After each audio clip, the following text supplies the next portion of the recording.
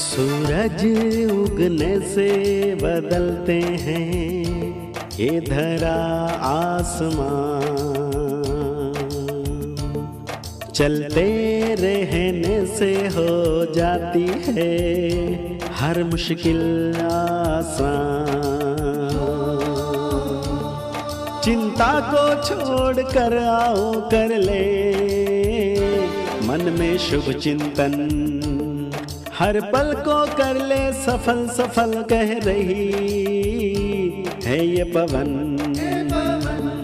संवार ले सुधार ले कर समस्या का समाधान, संवार ले सुधार ले कर समस्या का समाधान, कर समस्या का समाधान, कर समस्या का समाधान, कर समस्या का समाधान, कर समस्या का समाधान, कर समस्या का समाधान।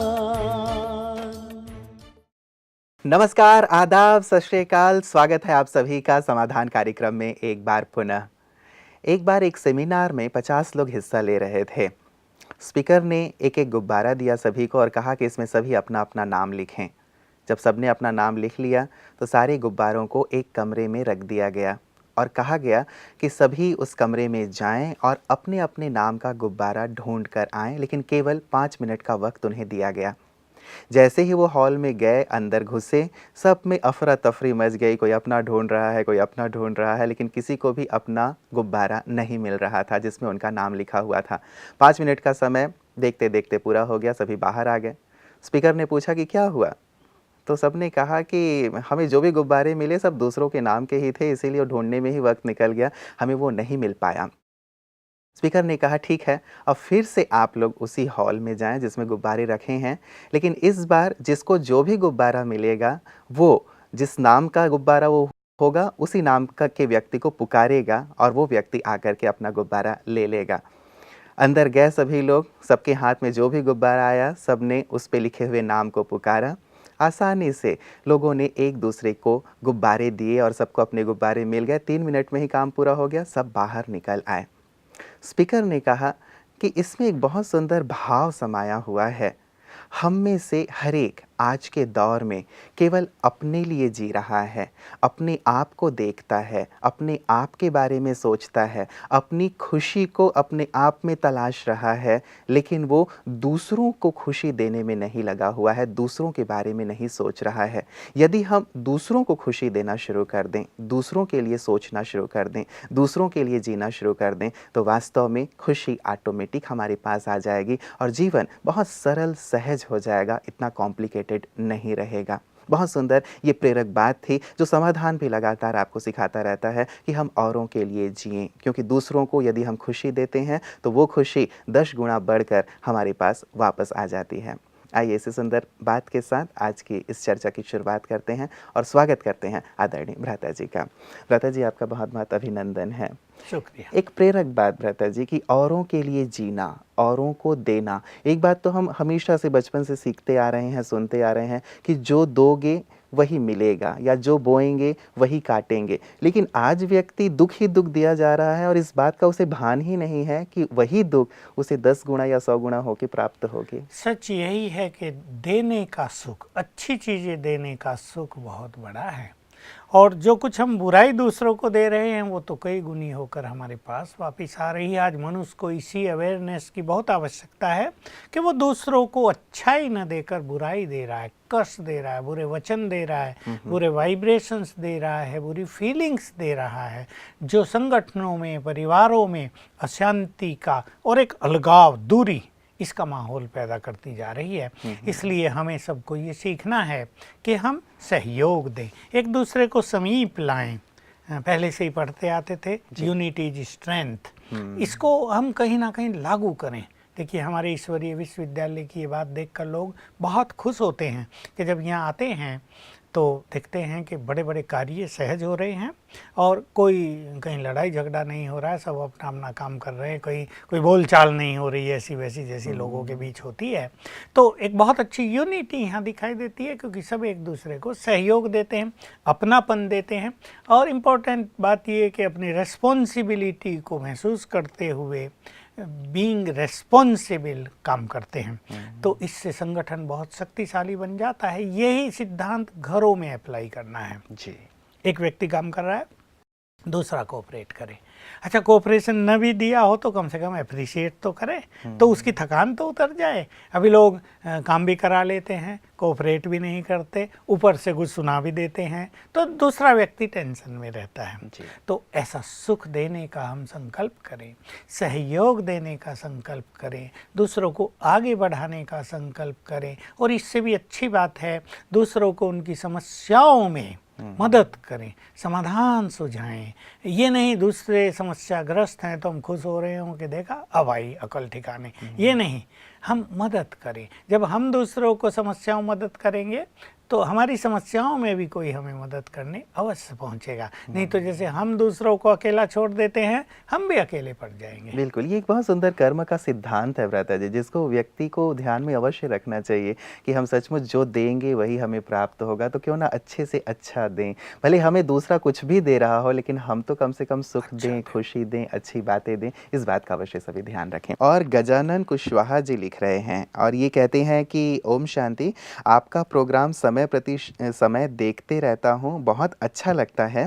पहले भी आपको मेल भेजा था, जवाब भी मिला था बीके सूर्य भाई जी का। आप जो मोबाइल नंबर दिए थे वो हमेशा बंद मिलता है, उस पर बात नहीं हो पाती। तो मेल में आगे बढ़ो व्रता जी, उससे पहले तो इस प्रश्न का उत्तर जरूर दे दें कि मोबाइल बंद रहता है तो कब आपसे बात हो सकती है? अभी देखिए, मोबाइल तो बंद रखना ही पड़ेगा। अब हम यहाँ बैठे हैं तो मोबाइल बंद होगा, क्लासेज में हैं तो मोबाइल बंद रहेगा, इसलिए एक दूसरा नंबर दे दिया गया था, उस पर सभी कांटेक्ट करें, अपनी समस्याएं दे दें या ईमेल से दे दें, हम उसका उत्तर इस कार्यक्रम में भी देंगे। मैं आप सबको बता दूं कि भ्राता जी लगातार पूरे भारतवर्ष में परिक्रमा लगाते रहते हैं और इनके लगातार प्रोग्राम्स होते रहते हैं। साथ ही जब कभी आप माउंट आबू में होते हैं तब यहाँ पे भी इनकी क्लासेस होती रहती हैं, बहुत सारी एक्टिविटीज़ में आप इन्वॉल्व रहते हैं। तो इस कारण फ़ोन कई बार स्विच ऑफ मिलता है आपको, लेकिन जो नंबर आपको दिया गया है, जो प्रोग्राम के बाद आपको दिया जाता है, उस नंबर पे आप संपर्क कर सकते हैं। संभव है कि वो नंबर भी कई बार बंद रहे, क्योंकि वो नंबर मेरे पास होते हैं।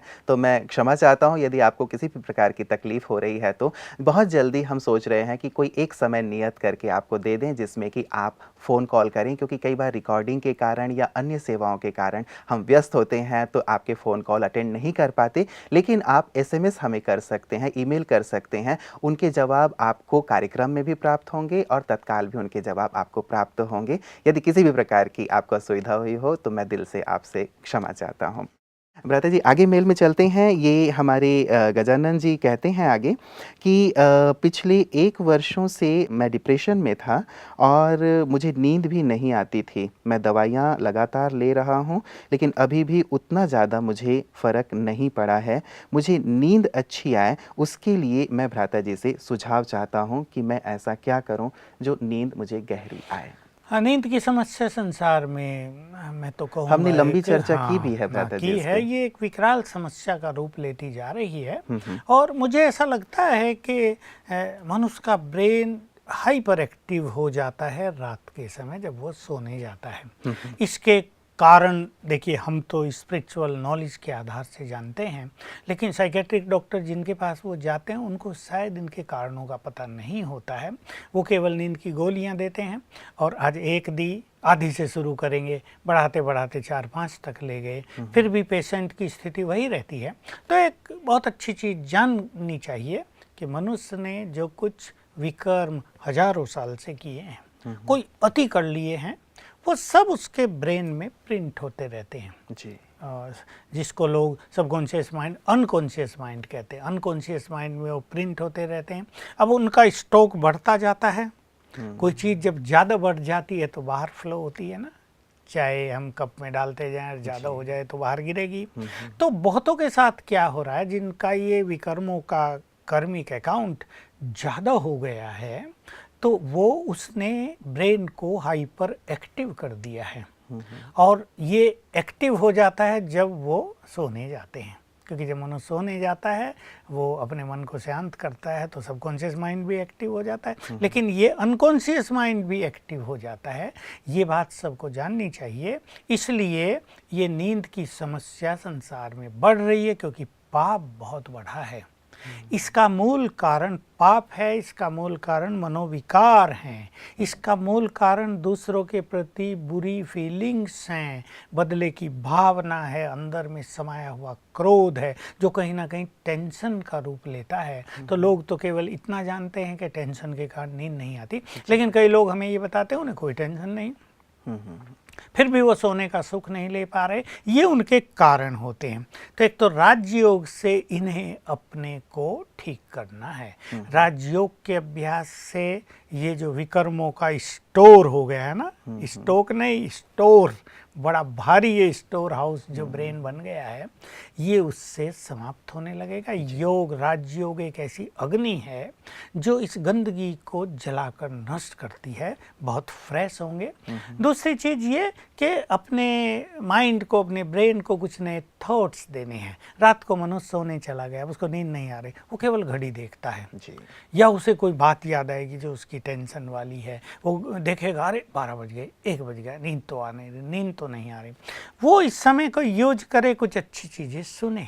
मैंने ऐसा कितनों का अनुभव सुन लिया कि वो रात को सोने वक्त, मान लो 10:30 सोने चले गए, वो कुछ अच्छी सीडी लगा देते हैं क्लासेज की। वो सुनते सुनते क्या होगा, उनके विचार डाइवर्ट होंगे, उन पे चले जाएंगे जो वो सुन रहे हैं और सुनते सुनते सो जाते हैं। ये एक बहुत अच्छा तरीका अपना सकते हैं। सोने से पूर्व ठंडे पानी से नहा लेना। ठंडा माना ऐसा नहीं जो बहुत शीतल हो, लेकिन एक नॉर्मल पानी से नहा लेना, सिर भी कूल हो जाए, शरीर भी थोड़ा कूल डाउन हो जाए, इसका भी एक प्रयोग कर सकते हैं। लेकिन हम एक चीज़ और सिखाते हैं सबको कि सवेरे उठते ही 108 बार लिखेंगे, मैं मास्टर सर्वशक्तिवान हूँ। इससे शक्तियाँ जागृत होंगी, वो निगेटिविटी को नष्ट करेंगी। सोने से पूर्व बैठे शांत में 2 अभ्यास करेंगे। पहले तो 108 बार लिखेंगे, मैं एक महान आत्मा हूँ। लिख लिया। अब लिख लिया तो अपने सबकॉन्शियस माइंड में 7 बार संकल्प देंगे, अब मुझे गहरी नींद आ रही है, अब मैं गहरी नींद सो जाऊंगी, सो जाऊंगा, अब मैं नींद का संपूर्ण सुख लूंगा। इस तरह करते करते लेटे लेटे ये करेंगे और सोएं तो कुछ ही दिन के अभ्यास से ये समस्या इनकी समाप्त हो जाएगी। नींद का सुख बहुत बड़ा सुख है, क्योंकि नींद ना आने से बॉडी तो थक जाएगा और अनेक बीमारियों को जन्म देगा। ब्रेन की शक्तियाँ भी बिल्कुल नष्ट होने लगेंगी। मनुष्य की निर्णय शक्ति, उसकी कार्य करने की शक्ति, वो इरिटेट भी रहने लगेगा, सारा वो इरिटेट होगा, जिससे वो बात करेगा, चिड़चिड़ेपन से बात करेगा, संबंध बिगड़ेंगे। अब वो हर एक को कहाँ बताएगा कि भाई मुझे नींद नहीं आती है, लोग मजाक करेंगे। वैसे भी पहले राजयोग सीखें, अच्छे थॉट्स लें, पुण्य कर्मों का खाता अवश्य बढ़ाएं, ये मोस्ट इम्पोर्टेंट चीज़ है। पुण्य, क्योंकि मैं ये बिल्कुल ओपनली बोलना चाहता हूँ कि विकर्मों के अति खाते के कारण ही अनिद्रा की समस्या बढ़ती जा रही है। इसलिए पुण्यों का खाता बढ़ाएं, अब सबको सुख देने लगें, ताकि सबकी दुआएं इनके साथ हो जाएं। गॉडली ब्लेसिंग्स भी होंगी तो मनुष्यों की ब्लेसिंग्स भी मिलेंगी और ये रिलैक्स होकर सोने लगेंगे। एक बहुत अच्छी बात भ्राता जी आपने कही कि चलिए जो पास्ट के विकर्म हैं, बुराइयां हैं जो स्टोर हो गई हैं, उन्हें योग से हम नष्ट करें और दूसरा अच्छे कार्य करते चलें। लेकिन राजयोग की जहां बात आती है भ्राता जी, तो इन्होंने आगे लिखा है कि जहां पे ये रहते हैं सऊदी अरब में, वहां पे राजयोग केंद्र नहीं है फिलहाल। तो ये केवल हमारा पीस ऑफ माइंड चैनल ही देख करके जो भी सीख रहे हैं वो कर रहे हैं। तो ये कैसे राजयोग का अभ्यास कर सकते हैं ताकि जो आप कह रहे हैं कि पुराने जो हमारे विकर्म है वो नष्ट हो सके? ये अच्छी बात है इनकी कि इनको सीखने की भी इच्छा है।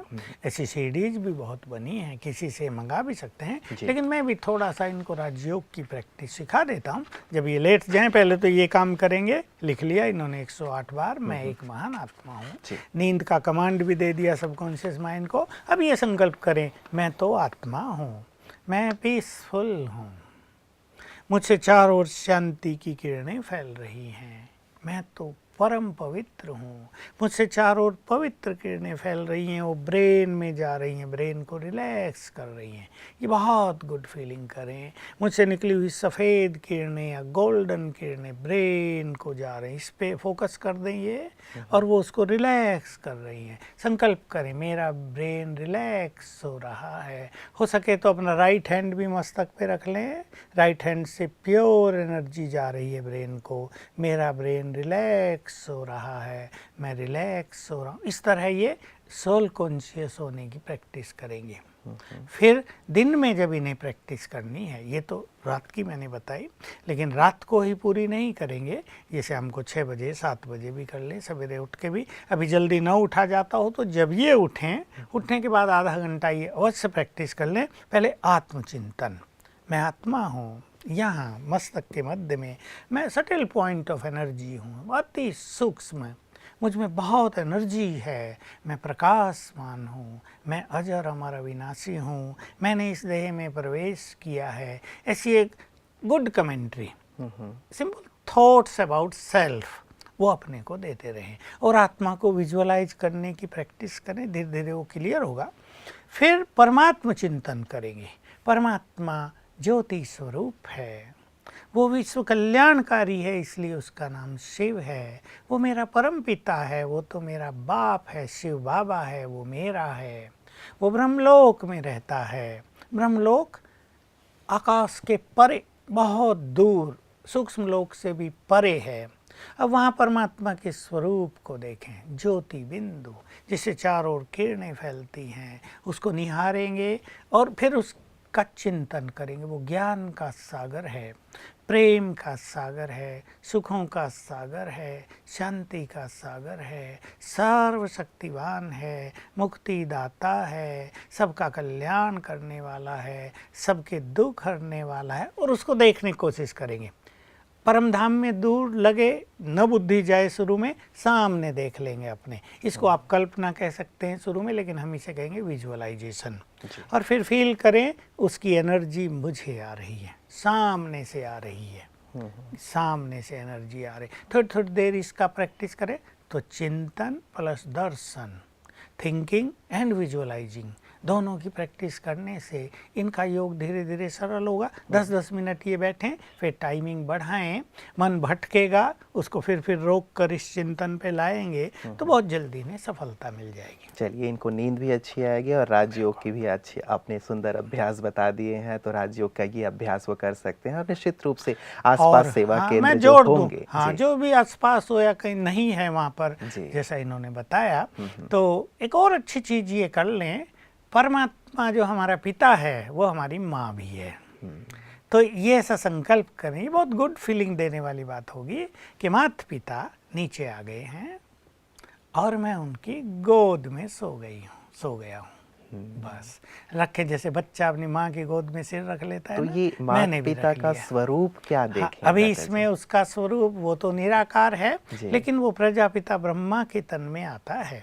और अब ब्रह्मा बाबा है सूक्ष्म शरीरधारी संपूर्ण फरिश्ता, तो जैसे वो फरिश्ते रूप में नीचे आ गए दोनों, और मैं उनकी गोद में सिर रख दिया और माता पिता ने, शिव बाबा ने अपना हाथ मेरे सिर पर रख दिया और कहा बच्चे सो जाओ। इस गुड फीलिंग को करेंगे तो और अच्छी फीलिंग होगी। चलिए, बहुत अच्छी बात है। एक और नई चीज़, हमें एक नई युक्ति प्राप्त हुई है। जिनको नींद ना आ रही हो उनके लिए एक बहुत सुंदर रामबाण दवा की तरह कार्य कर सकता है। प्रता जी, ये अगला मेल हमारे पास भेजा है रीचा जी ने, और ये कहती हैं कि मैं रीचा हूँ दिल्ली से, मैं आपसे कुछ प्रॉब्लम्स अपने शेयर करना चाहती हूँ। बेसिकली मैं अलवर से हूँ। 3 वर्ष से पहले मैं विद्यालय से जुड़ी थी, अब मेरी शादी हो गई है, अब मैं दिल्ली में हूँ। लेकिन अब मैं जहाँ हूँ तो मेरे ससुराल वाले मुझे ब्रह्मा कुमारी सेवा केंद्र पर नहीं जाने देते हैं, इजाज़त नहीं देते हैं। एक समस्या तो मेरी ये है। दूसरी समस्या ये है कि हस्बैंड से छोटी छोटी बात को लेकर झगड़ा होता रहता है। इन लॉज के साथ भी झगड़े हो जाते हैं। घर में मुझे कोई समझता नहीं है। और तीसरी समस्या इन्होंने लिखी है कि पति को भी कोई नौकरी फ़िलहाल नहीं है। मैंने भी MBA कर लिया है, 2-3 जगह प्रयास किए, लेकिन सफलता नहीं मिल रही है। 3 समस्या रीचा जी ने दिल्ली से प्रेषित किए हैं हमारे पास। बिल्कुल, बात तो इनकी प्रैक्टिकल है। इनका संकल्प ये है, मुझे कोई नहीं समझता। बात तो ठीक लगती है, परंतु मनुष्य को पहले दूसरों को समझने की भी कोशिश करनी चाहिए। हम दूसरों को समझेंगे तो दूसरे भी हमें समझ लेंगे। कहीं कहीं अपनी इच्छाओं का त्याग कर देना हमारे लिए बहुत कल्याणकारी होता है। पति की क्योंकि नौकरी नहीं है, इसलिए उसको इरिटेट होना बड़ा स्वाभाविक सा है। और मनुष्य में ईगो भी होता है, तो जहाँ ईगो और इरिटेशन दोनों काम कर रहे हों वहाँ संघर्ष होता रहता है, तालियां बजती रहती हैं। इसलिए इन्होंने थोड़ा तो ज्ञान लिया ही है। अपने स्वमान में रहकर बहस से बचना चाहिए, नो डिबेट जी। वो कुछ कहें, चाहे सास ससुर कुछ कहें, सुने। हाँ, कभी कभी वो ज़्यादा बोल रहे हों तो उसका उत्तर अवश्य दें, लेकिन पहले सुने। और सास ससुर को भी ये समझ लेना चाहिए कि ये ब्रह्मा कुमारी में जाएगी तो ये भी शांत हो जाएगी, ये कोऑपरेटिव हो जाएगी, हमारे घर में शांति हो जाएगी। इसलिए उन्हें भी इस कार्य में इसे अवश्य सहयोग देना चाहिए। ब्रह्मा कुमारी कोई ऐसी चीज नहीं है जो घर छुड़ा देगी या इनको यहाँ से छुड़ा के कई अपने प्रकार आश्रम की में रख लेगी। भ्रांतियां हैं भ्राता जी, हम लोग पहले भी चर्चा कर चुके हैं। कई भ्रांतियां लोगों के मन में है कि पता नहीं वहां जाएंगे तो भाई बहन बना दिया जाता है, या अन्न की बहुत सारे नियम हैं, पवित्रता के नियम है, बहुत सारे हैं। तो शायद उनके बारे में सही जानकारी ना होने के कारण लोग ऐसा स्टेप उठाते हैं। नियम तो हैं, क्योंकि स्पिरिचुअलिटी तो शुद्धि से जुड़ी हुई है और मन को शुद्ध करने के लिए अपने को कुछ डिसिप्लिन में तो रखना ही होता है। लेकिन ये जो एक डर होता है कि ये घर छोड़ के न चले जाएं, इस डर को निकाल देना चाहिए। हमारा आश्रम कोई ऐसा आश्रम नहीं है जहाँ सब कोई भी आ जाए और उसको रख लिया जाएगा। बाकायदे वो तो एक विद्यालय है और वहाँ 2-3 टीचर बहनें ही होती हैं, बाकी सबको आना है और स्टडी करके और ईश्वरीय महावाक्य सुन के योग अभ्यास करके चले जाना है। यही वहाँ का रूटीन है। वहाँ कोई सब रहते नहीं, वो ऐसा वृद्धाश्रम नहीं है जहाँ कोई भी आए और रह जाए और उसको वहाँ स्वीकार कर लिया जाए। योग तो इन्होंने सीखा ही है। और सवेरे उठते ही एक काम ये बहुत अच्छा करेंगी, रीचा नाम है इनका। मैं रीचा बहन को कहूँगा कि जैसे ही सवेरे उठे तो वो बहुत अच्छी तरह 7 बार संकल्प करे, मैं मास्टर सर्वशक्तिवान हूँ, विश्व कल्याणकारी हूँ। फिर संकल्प करे, मैं बंधन मुक्त हूँ और ये सभी आत्माएं, पति सास ससुर मेरे पूर्ण सहयोगी हैं। ये बहुत अच्छी आत्माएं हैं, क्योंकि इनके मन में भी उनके लिए हेटफुल फीलिंग हो ही गई है। पति बहुत बोलता है, लड़ाई करता है मेरे से, क्या मेरा ये जीवन है। तो जो एजुकेटेड होते हैं उनमें ईगो तो काम करता ही है, तो हेटफुल फीलिंग्स होती है, हेट्रेड काम करने लगती है। तो वो सवेरे उठते ही ये संकल्प करेंगे, ये तीनों बहुत अच्छी आत्माएं हैं, मेरे बड़े शुभचिंतक हैं, मेरे बड़े सहयोगी हैं। हालांकि ये सोचना इसको थोड़ा मुश्किल लगता होगा, पर इसको यही सोचना है। तो इससे जो गुड वाइब्रेशंस उनको जाएंगे, उनका व्यवहार इसके प्रति बदल जाएगा और बहुत अच्छा होगा। आश्रम पे जाने के लिए थोड़ा इंतज़ार करें जब तक ये सब शांत हो, और तब तक घर में बैठ के राजयोग का अभ्यास करें, कुछ स्वमान के अच्छे अभ्यास करें। और रही बात इसकी नौकरी आदि के लिए, जैसे जैसे इसके वाइब्रेशंस अच्छे होंगे तो उसका भी मार्ग खुलता जाएगा। बाकी मैं एक चीज़ सजेस्ट करूंगा इन्हें कि फॉर 21 डेज वो एक छोटा सा कार्यक्रम अपना लें, 1 घंटा रोज राजयोग अभ्यास, और उससे पहले 2 स्वमान ले लें, मैं मास्टर सर्वशक्तिवान हूँ, सफलता मेरा जन्मसिद्ध अधिकार है। अप्लाई इन्होंने किया ही होगा या कर लें। और 21 दिन ये बहुत अच्छा योग अभ्यास करने के बाद इस मार्ग में कोई बाधा जो आ रही हो वो हट जाएगी और इनको जॉब भी अच्छी मिल जाएगी। बिल्कुल, चलिए उम्मीद करते हैं भ्राता जी कि बहुत ही सहज रूप से इनका पारिवारिक जीवन भी सफल हो, और साथ ही अब इनको जो नौकरी नहीं मिल पा रही है उसमें भी इन्हें क्योंकि नौकरी मिलते ही ये शांत हो जाएंगे जी। नौकरी मिलते ही इनके मन को एक बहुत ज़्यादा चैन मिलेगी, दोनों को ही मिल जाएगी ना, तो इनके घर में वैसे ही शांति हो जाएगी। क्योंकि ये ऐसी चीज़ है कि मनुष्य को एक असंतुष्ट रखती है। भाई हमने MBA किया है, वो भी सोचता होगा मैंने हाईली एजुकेटेड में हूँ और ये सब हमें नहीं मिल रहा, हमारी तकदीर कैसी है, ये वो कई विचार मनुष्य को आते हैं। इससे मनुष्य इरिटेट होता है। लेकिन ये काम ये करेंगे तो नौकरी का मार्ग प्रशस्त होगा और वो मिलते ही सास ससुर का व्यवहार बदलेगा, पति पत्नी के बीच में भी प्यार और शांति रहेगी जी। और सब कुछ ठीक हो जाएगा। जी, शुक्रिया व्रता जी, आपने बहुत सुंदर समाधान दिए हैं हमारे सभी दर्शकों को, और न केवल ये जिनकी ये समस्या थी ऋचा जी की, बल्कि सभी लोग इस सुंदर समाधान को अपने जीवन में लाएंगे और अपने जीवन को खुशहाल बनाएंगे। आपका बहुत बहुत धन्यवाद। मित्रों, वास्तव में जीवन में जब समस्याएं आ जाती हैं तो कई बार हम बहुत ज़्यादा परेशान हो जाते हैं, इरिटेट हो जाते हैं। हमें लगता है कि शायद अब इन समस्याओं के साथ ही हमारा जीवन गुजरेगा और शायद शांति का नाम निशान नहीं रहेगा, दूर दूर तक हमें कोई समाधान दिखाई नहीं देता है। लेकिन ऐसे समय पे आवश्यकता होती है अपने मन को, चित्त को शांत रखने की, जिसमें राजयोग हमें बहुत मदद करता है। राजयोग न केवल मन को शांत करता है बल्कि हमारी निर्णय शक्ति को भी बहुत बढ़ा देता है, हमें प्रकाश दिखाता है कि तुम्हें ऐसे समय पे क्या करना चाहिए और क्या नहीं करना चाहिए। और साथ ही उस परम सत्ता, उस परमात्मा की भी मदद को हम अनुभव कर पाते हैं, जिनकी मदद के माध्यम से हम बहुत जल्दी अपनी समस्याओं पर विजय प्राप्त कर लेते हैं। तो आप सब भी राजयोग का सुंदर और गहन अभ्यास अवश्य करें, ताकि जीवन समस्याओं से मुक्त हो जाए और समाधान की ओर चले, जीवन आनंद से परिपूर्ण हो जाए। नमस्कार।